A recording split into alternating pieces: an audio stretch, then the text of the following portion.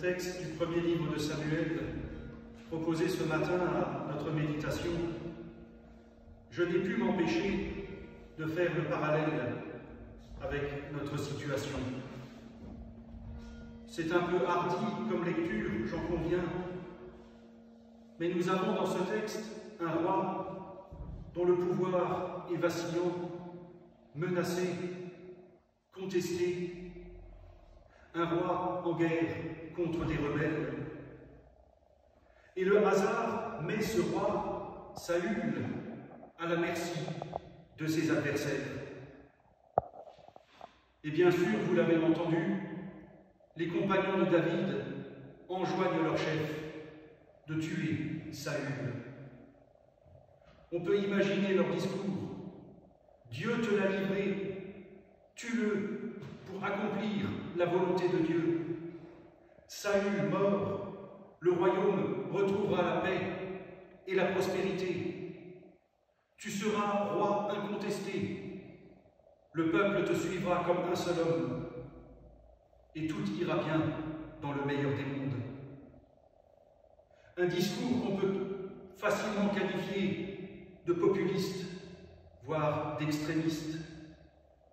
On invoque la religion, l'argent, le pouvoir. On fait miroiter un avenir doré, pourtant hors sol, sinon utopique. On fait appel à la volonté et à la soif de pouvoir qu'on justifie par-dessus le marché en la faisant coïncider avec la volonté de Dieu. C'est drôle à quel point Dieu est toujours d'accord et toujours du côté de ceux qui cherchent à légitimer le pouvoir. Et quand ce n'est pas Dieu, on appelle ça la volonté populaire. Bref, on peut résumer la situation avec ce mot de l'écrivain et prix Nobel de la paix, Albert Camus, qui disait « Quand une démocratie est malade, le fascisme vient à son chevet, mais ce n'est pas pour prendre des nouvelles. » Il faut de la force à David pour ne pas céder aux sirènes du pouvoir absolu.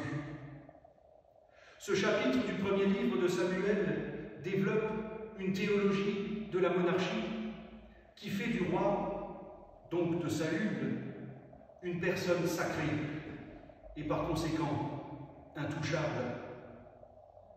On peut alors mesurer toute la force de la foi de David qui a son ennemi à portée de main, mais qui réfrène son élan. Le Seigneur t'avait livré en mon pouvoir dans cette caverne. On me conseillait de te tuer, mais je t'ai épargné. Il faut toute la foi de David pour ne pas céder aux sirènes de la facilité et pour faire passer Dieu avant ses propres intérêts. Ce qui permet à David de désamorcer, au moins provisoirement, un cycle de violence. Et même Saül doit le reconnaître. D'habitude, quand quelqu'un surprend son ennemi, le laisse-t-il s'en aller sain et sauf? Jamais. Cette foi de David lui a permis de remettre les choses à leur place, de respecter la personne et la fonction royale, tout en prenant une distance critique et un ascendant sur elle. C'est ce que signifie le fait de couper un pan du manteau de Saül. Cette foi a permis à David de ne pas céder aux sirènes de l'extrémisme, quel qu'il soit, de ne pas alimenter un cycle de violence et de ne pas faire basculer la situation vers un chaos sans fin. Et j'y vois un parallèle avec notre situation. Nous sommes, comme David, pressés de toutes parts par ceux qui, estimant que le pouvoir leur est dû, quel que soit leur bord, sollicitent nos voix pour mettre fin à un système qu'ils jugent mourant. Or, je ne crois pas que changer les règles arrangeront les choses, si ce n'est pour instaurer une politique de l'émotion au reboot permanent. Et nous sommes comme David aujourd'hui, à devoir choisir entre poignarder la démocratie dans le dos ou la faire vivre avec ce qu'elle a d'imparfait, de lourd, parfois d'incompréhensible, mais qui est garant de liberté. Qu'allons-nous faire alors? Tirer sur les ambulances comme on nous le demande, ou essayer d'être démocrate? La Constitution des États-Unis dit que chaque génération d'Américains est appelée à construire une meilleure union. Mais n'est-ce pas inhérent à chaque pays? Ne sommes-nous pas, ici aussi, génération après génération, appelés à construire un pays meilleur, avec, il est vrai, le difficile équilibre à trouver entre idéal et réalité du quotidien?